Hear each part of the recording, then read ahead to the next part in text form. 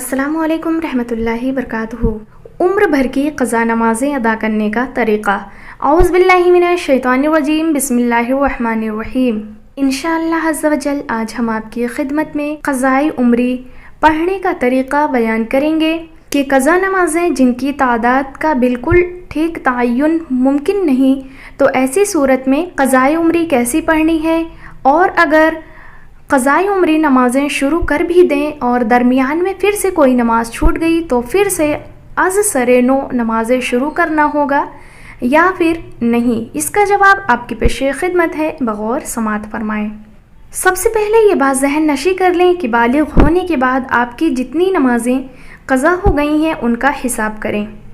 اگر قضا نمازوں کی تعداد معلوم و متعین ہو تو ترتیب سے ان نمازوں کو قضا کرنا چاہیے۔ تعین طور پر قضا شدہ نمازوں کی تعداد معلوم نہ ہو اور یقینی حساب بھی ممکن نہ ہو تو غالب گمان کے مطابق ایک انداز اور تخمینہ لگائیں، اور جتنے سالوں یا مہینوں کی نمازیں قضا ہوئی ہیں احتیاطاً اس تعداد سے کچھ بڑھا کر اسے کہیں لکھ کر رکھ لیں۔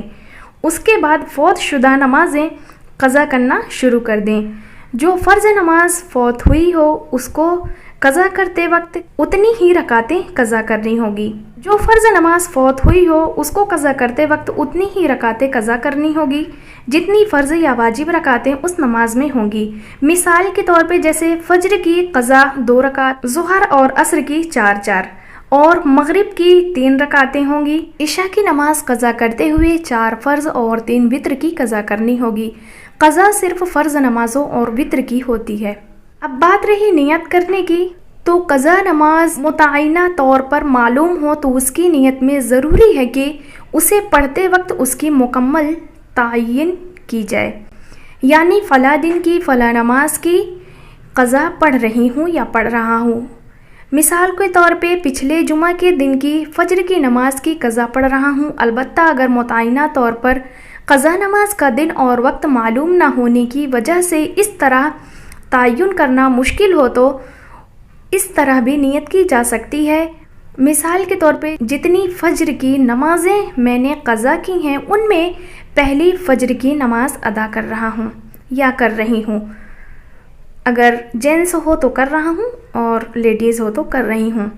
یا جتنی ظہر کی نمازیں میں نے قضا کی ہیں ان میں سے پہلی ظہر کی نماز ادا کر رہی ہوں۔ اس طرح بقیہ نمازوں میں بھی نیت کریں۔ اسی طرح پہلی کے بجائے اگر آخری کی نیت کرے تو بھی درست ہے۔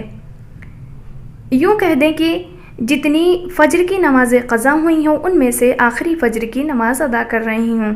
ایک دن کی تمام فوت شدہ نمازیں یا کئی دن کی فوت شدہ نمازیں ایک وقت میں پڑھ لیں تو یہ بھی درست ہے۔ اور ایک آسان طریقہ فوت شدہ نمازوں کی یہ بھی ہے کہ ہر وقتی فرض نماز کے ساتھ اس وقت کی قضا نمازوں میں سے ایک پڑھ لیا کریں۔ مثال کے طور پر فجر کی وقتی فرض ادا کرنے کے ساتھ قضا نمازوں میں سے فجر کی نماز بھی پڑھ لیں۔ ظہر کی وقتی نماز کے ساتھ ظہر کی ایک قضا نماز پڑھ لیا کریں۔ جتنے برس یا جتنے مہینوں کی نمازیں قضا ہوئی ہیں اتنے سال یا مہینوں تک ادا کرتے رہیں۔ جتنی قضا نمازیں پڑھتے جائیں انہیں لکھے ہوئے ریکارڈ میں سے کاٹتے جائیں۔ اس سے انشاءاللہ عز و جل مہینہ میں 1 مہینے کی اور سال میں 1 سال کی قضا نمازوں کی ادائیگی بڑی آسانی کے ساتھ ادا ہو جائے گی۔ باقی قضا نماز ادا کرنے کے دوران اگر کوئی نماز قضا ہو جائے تو قضا نمازوں کی ادائیگی از سر نو شروع کرنا لازم نہیں ہوتا۔ اس حوالے سے پریشان ہونے کی کوئی ضرورت نہیں کہ سابقہ کوتاہی پر توبہ و استغفار کرے، اللہ سے مدد چاہتے ہوئے قضا نمازیں پڑھنا شروع کر دیجئے۔ انشاءاللہ عز و جل آپ کی یہ محنت ضرور کامیاب ہوگی۔ اللہ رب العزت آپ کی نمازوں کو ضرور بضرور قبول فرمائے گا۔ امید ہے کہ آپ لوگوں کو میری بات ضرور سمجھ میں آ گئی ہوگی۔ اگر آپ کو پہلا طریقہ مشکل لگے تو دوسرے طریقے پر ضرور عمل کریں۔ جب آپ وقتی فرض ادا کریں تو قضا بھی اسی وقت کی نماز کی ادا کر لیں۔ امید ہے کہ آپ لوگوں کو میری بات ضرور سمجھ میں آ گئی ہوگی۔ اللہ رب العزت ہمیں اور آپ کو 5 وقتہ نماز پڑھنے کی توفیق رفیق عطا فرمائے اور ساتھ ہی ساتھ جو نمازیں قضا ہوئی ہیں ان کو ادا کرنے کی سعادت بخشے۔ السلام علیکم رحمۃ اللہ تعالی وبرکاتہ۔